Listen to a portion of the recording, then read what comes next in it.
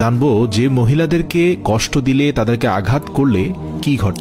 হযরত আলী রাদিয়াল্লাহু তাআলা আনহুর কাছে এক ব্যক্তি আসলেন এবং তার দুই হাত রেখে একত্রিত করে বলতে লাগলেন, ইয়া আলী, আমার বিবি আমার ঘরের ঠিকঠাক মতো দেখাশোনা করে না, সে আমার কোনো কাপড় পরিষ্কার করে দেয় না এবং সে ঘরের জিনিসপত্র ঠিকঠাক মতো গুছিয়ে রাখে না।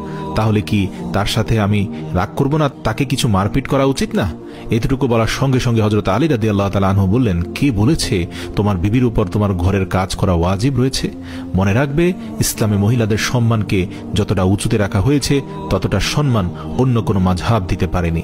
আমি আল্লাহ রাসূলের কাছ থেকে শুনেছি মহিলাদের সবচেয়ে বড় দায়িত্ব হলো সে যেন তার সন্তানকে ভালোভাবে মানুষ করে এবং সে তার সন্তানের দেখাশোনা করে।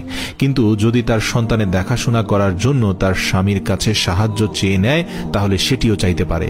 আর এখানে তুমি তাকে ঘরের কাজ করার জন্য বলছো। যদি মহিলারা তার নিজের খুশিতে ঘরের কাজ করে থাকে সেটি তার দয়া, সেটি তার জন্য বাড়তি কাজ, আর সেটার জন্য তুমি শুকরিয়া আদায় করতে থাকো এবং তার প্রশংসা করো।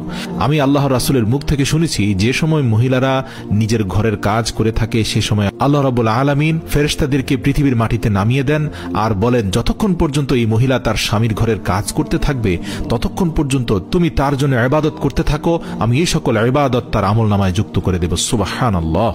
আর সেজন্য যদি কোনো মহিলা তার নিজের স্বামীর ঘরকে নিজের ঘরের মতো আগলিয়ে রাখে সেটি তার জন্য এই পৃথিবীর সর্বশ্রেষ্ঠ ইবাদত হয়ে যায়। এটি মহিলাদের খুব সুন্দর একটি নৈতিকতা যে তারা স্বামীর ঘরকে জান্নাত বানিয়ে রাখে, তোমার বাচ্চাকে খুব সুন্দর করে মানুষ করে গড়ে তোলে।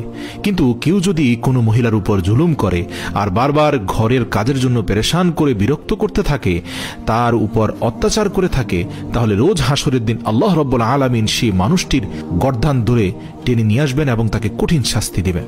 আর দোজখের একটি দরজা তার জন্য খুলে দেওয়া হবে। তখন এটি বলা হবে যে এরা সেই ইনসান যারা নিজের স্ত্রীর উপর অত্যাচারের জন্য হাত উঠিয়েছে। এরা হচ্ছে পৃথিবীর সবচেয়ে বড় কাপুরুষ যে তার দুর্বল স্ত্রীকে ভালোবাসায় আগলে নেওয়ার বদলে অত্যাচার করেছে। প্রিয় দর্শক, এবার আমরা একটা ঘটনা জানবো। সেটা হচ্ছে হযরত আলী রাদিয়াল্লাহু তাআলা আনহু রাস্তা দিয়ে হেঁটে যাচ্ছিলেন, তখন দেখতে পেলেন একজন ব্যক্তি তার স্ত্রীর উপর অমানবিক জুলুম করছে।